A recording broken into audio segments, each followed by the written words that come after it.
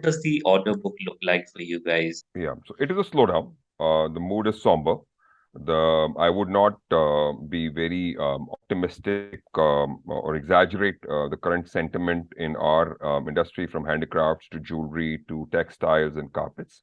I think these are all labor-intensive industries. These are all high capex industries from raw materials. The order duration has just been shortened. What we could plan for 6 months is now very sporadic, 3 months at a time, simply because people don't want to overcommit rather.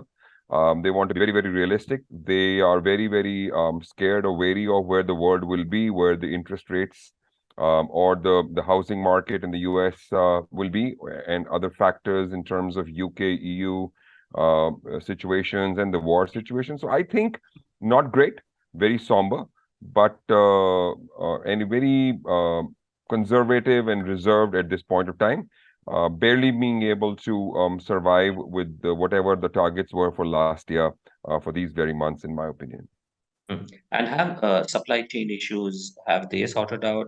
Is it still the Supply same? supply chain issues have not been sorted out. I think cost of labor in India across sectors is increasing at a very, very rapid, which is good in a way, because India itself is a huge market, and we as exporters are now not ignoring India as a market. So while we're discussing exports here, India itself is a huge market for all exporters, and we're looking at the domestic side on all these sectors. We're so far so good. I don't know what's going to happen when China comes full throttle in production on these in these areas, and Hong Kong's and Philippines and Indonesia's of the world, and Bangladesh's of the world in the textile sector come up with, where labor still is not at growing as fast as India's labor is. So challenging times, but Indian exporters are very, very strong and rigid, and we would survive one way or the other.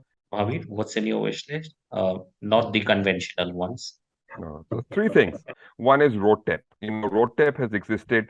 I fail to understand, why is there a cap on RoDTEP? Or is there a cap on duties that we pay for petrol, diesel, electricity? That's a percentage, right?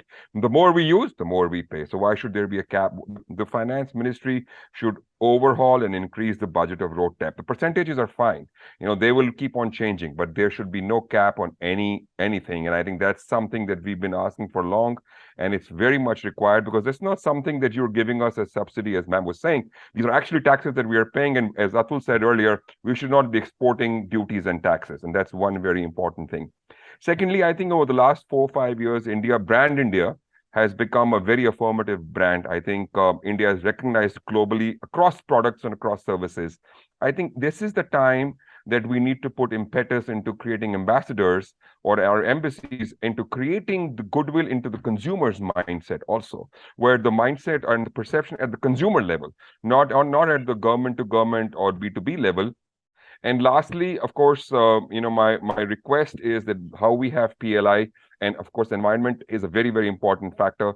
Industries that are carbon neutral or carbon positive should be incentivized. I mean, you have to understand that we are compensating for all that's happening on the other side of the world, which is equally important. I'm not trying to take anything away from it, but at least when we are doing environment-friendly stuff, when we are using biodegradable products, when we are not using energy, we're not polluting the world, we need to get certain incentives, which should maybe come out of the other industry, so that it neutralizes and encourages industry. So how production is linked, I think carbon positivity and neutrality can be added to the budget, and that will show India's forthright track towards 2030, where we have to follow all the ESG guidelines and be absolutely a country that is forward-looking and positive.